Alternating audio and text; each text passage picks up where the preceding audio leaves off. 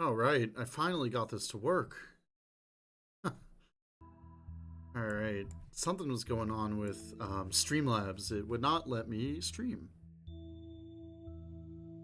until I turned off optimized encoded settings, or encoder settings rather, and I don't know how or if that will affect the stream in terms of audio quality. I suspect it won't. So I guess let's just get started and go from there. I'm gonna wait a minute and a half, and then we'll get down to it. Just a heads up, this is definitely going to be a shorter stream. The last chapter is a little bit on the shorter side. You are warned.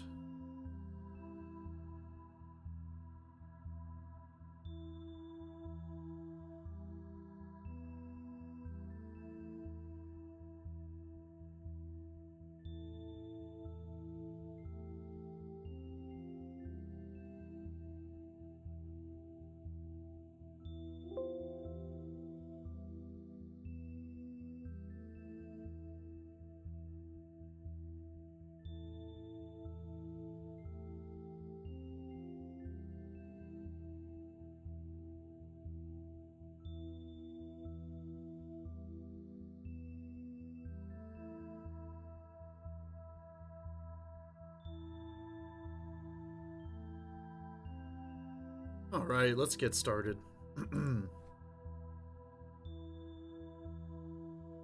Chapter 7. Here now in his triumph, where all things falter, stretched out on the spoils that his own hand spread, as a god self-slain on his own strange altar, death lies dead. A Forsaken Garden by Charles Swinburne. Pop was first down. Between us, we helped Alice. Before joining them, I took a last look at the control panel. The cracking plant button was up again, and there was a blue nimbus on another button. For Los Alamos, I supposed. I was tempted to push it and get away solo, but then I thought, nope, there's nothing for me at the other end, and the loneliness will be worse than what I gotta face here. I climbed out. I didn't look at the body, although we were practically on top of it. I saw a little patch of silver off to one side and remembered the gun that had melted. The vultures had waddled off, but only a few yards. We could kill them, Alice said to Pop. Why? He responded. Didn't some Hindus use them to take care of dead bodies? Not a bad idea either. Parsees, Alice amplified. Yep, Parsees, that's what I meant. Give you a nice clean skeleton in a matter of days. Pop was leading us past the body, toward the cracking plant. I heard the flies buzzing loudly. I felt terrible. I wanted to be dead myself. Just walking along after Pop was an awful effort. His girl was running a hidden observation tower here, Pop was saying now. Weather and all that, I suppose. Or maybe setting up a robot station of some kind. I couldn't tell you about her before because you were both in a mood to try to rub out anybody remotely connected with the pilot. In fact, I did my best to lead you astray, letting you think I'd been the one to scream. Even now, to be honest about it, I don't know if I'm doing the right thing telling and showing you all this, but a man's got to take some risks, whatever he does. Say, Pop, I said dully, isn't she apt to take a shot at us or something? Not that I'd have minded, on my own account. Or are you and her that good friends? Nope, Ray, he said. She doesn't even know me. But I don't think she's in a position to do any shooting. You'll see why. Hey, she hasn't even shut the door. That's bad. He seemed to be referring to a kind of manhole cover standing on its edge just inside the open-walled first story of the cracking plant. He knelt and looked down the hole the cover was designed to close off. Well, at least she didn't collapse at the bottom of the shaft, he said. Come on, let's see what happened. And he climbed into the shaft. We followed him like zombies. At least that's how I felt. The shaft was about 20 feet deep. There were foot and handholds. It got stuffy right away, and warmer, in spite of the shaft being open at the top. At the bottom, there was a short horizontal passage. We had to duck to get through it. When we could straighten up, we were in a large and luxurious bomb-resistant dugout, to give it a name, and it was stuffier and hotter than ever. There was a lot of scientific equipment around, and several small control panels reminding me of the one in the back of the plane. Some of them, I supposed, connected with instruments, weather and otherwise, hidden up in the skeletal structure of the cracking plant. And there were signs of occupancy, a young woman's occupancy, clothes scattered around in a frivolous way, and some small objects of art, and a slightly more than life-size head in clay that I guessed the occupant must have been sculpting. I didn't give that last more than the most fleeting look, strictly unintentional to begin with, because although it wasn't finished, I could tell whose head it was supposed to be. The pilot's.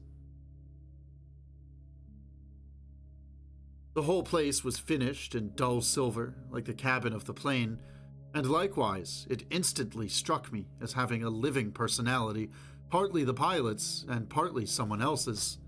The personality of a marriage, which wasn't a bit nice because the whole place smelt of death. But to tell the truth, I didn't give the place more than the quickest look over, because my attention was riveted almost at once on a long, wide couch with the covers kicked off of it, and on the body there. The woman was about 6 feet tall and built like a goddess. Her hair was blonde and her skin tanned. She was lying on her stomach and she was naked. She didn't come anywhere near my libido, though. She looked sick to death. Her face, twisted towards us, was hollow-cheeked and flushed. Her eyes, closed, were sunken and dark-circled. She was breathing shallowly and rapidly through her open mouth, gasping now and then. I got the crazy impression that all the heat in the place was coming from her body, radiating from her fever, and the whole place stunk of death. Honestly, it seemed to me that this dugout was Death's underground temple, the bed Death's altar, and the woman Death's sacrifice. Had I unconsciously come to worship Death as a god in the Deathlands? I don't really know. There it gets too deep for me. No, she didn't come within a million miles of my libido, but there was another part of me that she was eating at. If guilt's a luxury, then I'm a plutocrat. Eating at until I was an empty shell, until I had no props left, until I wanted to die then and there, until I figured I had to die. There was a faint, sharp hiss at my right elbow. I looked and found that, unbeknownst to myself, I'd taken the steel cube out of my pocket, and holding it snuggled between my first and second fingers, I'd punched the button with my thumb just as I'd promised myself I would if I got to feeling really bad. It goes to show you that you should never give your mind any kind of instructions, even half in fun, unless you're prepared to have them carried out, whether you approve later or not. Pop saw what I'd done and looked at me strangely. "So you had to die after all, Ray," he said softly. "Most of us find out we have to, one way or another." We waited. Nothing happened. I noticed a very faint, milky cloud a few inches across hanging in the air by the cube. Thinking right away of poison gas, I jerked away a little, dispersing the cloud. "What's that?" I demanded of no one in particular. "I'd say," said Pop, that's something that squirted out of a tiny hole in the side of the cube, opposite the button. A hole so nearly microscopic you wouldn't see it unless you looked for it hard. Ray, I don't think you're going to get your baby A-blast, and what's more, I'm afraid you've wasted something that's damn valuable. But don't let it worry you. Before I dropped those cubes for Atla High, I snagged one. And darn if he didn't pull the brother of my cube out of his pocket." Alice, he said, I noticed a half pint of whiskey in your satchel when we got the salve. Would you put some on a rag and hand it to me? Alice looked at him like he was nuts, but while her eyes were looking, her pliers and her gloved hand were doing what he told her. Pop took the rag and swabbed a spot on the sick woman's nearest buttock and jammed the cube against the spot and pushed the button. It's a jet hypodermic, folks, he said. He took the cube away, and there was the welt to substantiate his statement. Hope we got her in time, he said. The plague is tough. Now, I guess there's nothing for us to do but wait, maybe for quite a while. I felt shaken beyond all recognition. Pop, you old caveman detective, I burst out. When did you get that idea for a steel hospital? Don't think I was feeling anywhere near that gay. It was reaction, close to hysterical. Pop was taken aback, but then he grinned. I had a couple of clues that you and Alice didn't, he said. I knew there was a very sick woman involved, and I had that bout with Los Alamos fever I told you. They've had a lot of trouble with it, I believe. Some say its spores come from outside the world with the cosmic dust. And now it seems to have been carried to Atla High. Let's hope they found the answer this time. Alice, maybe we'd better start getting some water into this gal. After a while, we sat down and fitted the facts together more orderly. Pop did the fitting mostly.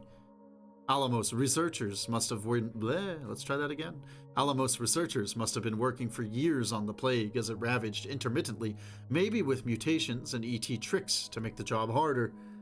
Very recently, they'd found a promising treatment, cure, we hoped, and prepared it for rush shipment to Atla High, where the plague was raging too, and they were sieged in by Savannah as well. Grail was picked to fly the serum, or drug, or whatever it was, but he knew or guessed that this lone woman observer, because she'd fallen out of radio communication or something, had come down with the plague too, and he decided to land some serum for her, probably without authorization. How do we know she's his girlfriend? I asked. Or wife, Pop said tolerantly. Why, there was that bag of woman's stuff he was carrying, frilly things like a man would bring for a woman. Who else would he be apt to make a special stop for? Another thing, Pop said, he must have been using his jets to hurry his trip. We heard them, you know. That seemed about as close a reconstruction of events as we could get. Strictly hypothetical, of course. Deathlanders trying to figure out what goes on inside a country like Atla Alamos and why are sort of like foxes trying to understand world politics, or wolves, the Gothic migrations. Of course, we're all human beings, but that doesn't mean as much as it sounds. Then Pop told us how he'd happened to be on the scene. He'd been doing a, quote, tour of duty, as he called it, when he spotted this woman's observatory and decided to hang around anonymously and watch over her for a few days, and maybe help protect her from some dangerous characters that he knew were in the neighborhood. Pop, that sounds like a lousy idea to me, I objected. Risky, I mean. Spying on another person, watching them without their knowing, would be the surest way to stir up in me the idea of murdering them. Safest thing for me to do in that situation would be to turn around and run. You probably should, he agreed. For now, anyway. It's all a matter of knowing your own strength and stage of growth. Me, it helps to give myself these little jobs, and the essence of them is that the other person shouldn't know I'm helping. It sounded like knighthood and pilgrimage and the Boy Scouts all over again. For murderers. Well, why not? Pop had seen this woman come out of the manhole a couple of times and look around and then go back down, and he'd got the impression she was sick and troubled. He'd even guessed she might be coming down with Alamos fever. He'd seen us arrive, of course, and that had bothered him. Then, when the plane landed, she'd come up again, acting out of her head, but when she'd seen the pilot and us going for him, she'd given that scream and collapsed at the top of the shaft. He'd figured the only thing he could do for her was keep us occupied. Besides, now that he knew for sure we were murderers, he'd started to burn with the desire to talk to us and maybe help us quit killing if we seemed to want to. It was only much later, in the middle of our trip, that he began to suspect that the steel cubes were jet hypodermics. While Pop had been telling us all this, we hadn't been watching the woman so closely. Now, Alice called our attention to her. Her skin was covered with fine beads of perspiration, like diamonds. "That's a good sign," Pop said, and Alice started to wipe her off. While she was doing that, the woman came to in a groggy sort of way, and Pop fed her some thin soup, and in the middle of his doing it, she dropped off to sleep. Alice said, "Any other time I would be wild to kill another woman that beautiful, but she has been so close to death that I would feel I was robbing another murderer. I suppose there is more behind the change in my feelings than that, though." Yeah, a little, I suppose," Pop said. I didn't have anything to say about my own feelings, certainly not out loud. I knew that they had changed and that they still were changing. It was complicated. After a while, it occurred to me and Alice to worry whether we mightn't catch this woman's sickness. It would serve us right, of course, but plague is plague. But Pop reassured us. "Actually, I snagged 3 cubes," he said. "That should take care of you two. I figure I'm immune." Time wore on. Pop dragged out the harmonica, as I'd been afraid he would, but his playing wasn't too bad. Tenting tonight, when Johnny comes marching home, and such, we had a meal. The pilot's woman woke up again, in her full mind this time, or something like it. We were clustered around the bed, smiling a little, I suppose, and looking inquiring. Being even assistant nurses makes you all concerned about the patient's health and state of mind. Pop helped her sit up a little. She looked around. She saw me and Alice. Recognition came into her eyes. She drew away from us with a look of loathing. She didn't say a word, but the look stayed. Pop drew me aside and whispered, "I think it would be a nice gesture if you and Alice took a blanket and went up and sewed him into it. I noticed a big needle and some thread in her satchel." He looked me in the eye and added, "You can't expect this woman to feel any other way towards you, you know, now or ever." He was right, of course. I gave Alice the high sign, and we got out. No point in dwelling on the next scene. Alice and me sewed up in a blanket a big guy who'd been dead a day and worked over by vultures. That's all. About the time we'd finished, Pop came up. "She chased me out," he explained. "She's getting dressed. When I told her about the plane, she said she was going back to Los Alamos. She's not fit to travel, of course, but she's giving herself injections. It's none of our business. Incidentally, she wants to take the body back with her.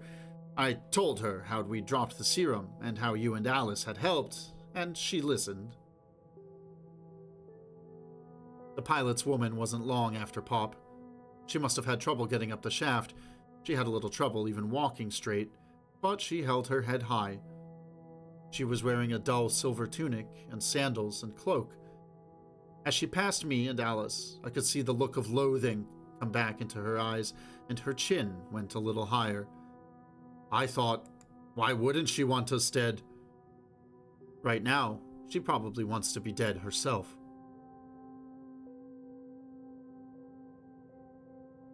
Pop nodded to us, and we hoisted up the body and followed her. It was almost too heavy a load, even for the 3 of us. As she reached the plane, a silver ladder telescoped down to her from below the door. I thought, the pilot must have had a key to her some way, so it would let down for her, but nobody else. A very lovely gesture. The ladder went up after her, and we managed to lift the body above our heads, our arms straight, and we walked it through the door of the plane that way, she receiving it. The door closed, and we stood back, and the plane took off into the orange haze, us watching it until it was swallowed. Pop said, Right now, I imagine you two feel pretty good, in a screwed up sort of way. I know I do.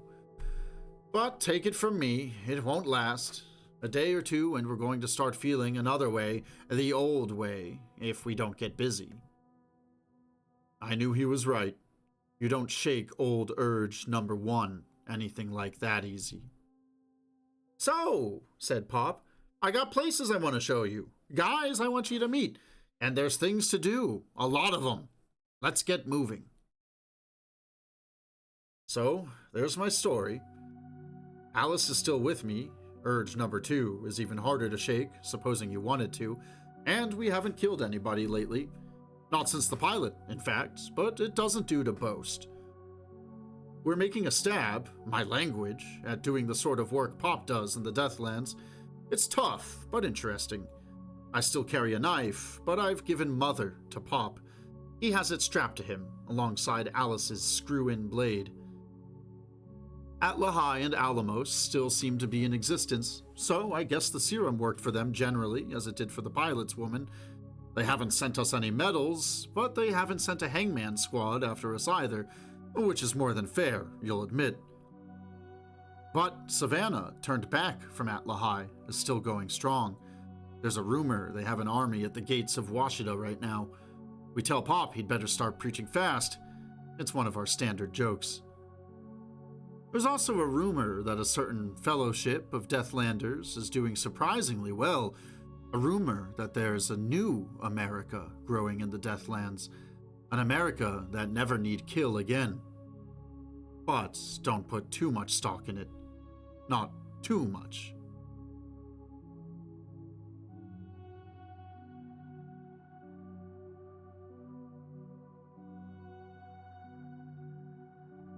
That's the end. Like I said, it's a short one. And, you know, I'm going to be honest, I was hoping for a little bit more adventure and exploration of the outside world after they dropped off the cubes, so I'm a little disappointed with the ending, but all told, I think it was a good story. I am going to take a look at Project Gutenberg and see what else there is in public domain that I could read. In the meantime, though, I'm sorely tempted to read more Jack Vance. It's so hard to not read Jack Vance. There's so many stories, like the Dragon Masters, Showboats of the River Thistle, gosh, even Big Planet, or, oh my god, if I read the Demon Prince novels with Kurth Gerson, those would be good too. On the other hand, I'm also thinking about reading more Ian M. Banks, and here I am saying I'm gonna switch to public domain, but I don't know.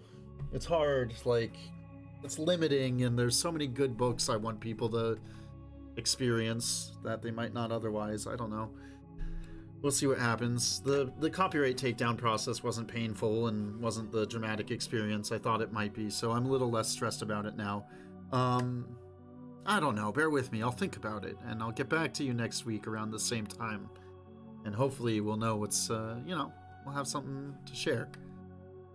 Well, if you hung out today live, thanks. I appreciate it. If you're listening later on YouTube, thanks for hanging out. Again, I'm sorry it's so dang short today. Honestly, I'm exhausted, so I don't hate it myself. But I know we've been a little slow on the channel lately. Any recommendations, comments, or questions you might have, send them my way. Channel growth has slowed down a little bit, which is not a big surprise to me. It's a pretty niche channel. And I think I only have about 1,100 or so, maybe 1,200. Marketing is not really my favorite thing in the world. Advertising, anything like that. I don't really post my channel anywhere. I don't tell folks about it in any meaningful way. Maybe I should. I don't know. It's not like I'm trying to make money. Just trying to hang out and have a good time. But anyway, curious what other folks think about that. So, I don't know. If you have an opinion, feel free to shoot it to me. Wow, I just can't talk. Or leave it in a comment on the YouTube video. Like, my brain is mush. I am gonna go eat some snacks and watch the newest episode of Common Side Effects and hang out with my cat. And then maybe play some, like, Dawn of War Soulstorm, or Heroes of Might and Magic 3, something like that. Anyway, thanks for hanging, folks, and I will catch you next time. Take it easy.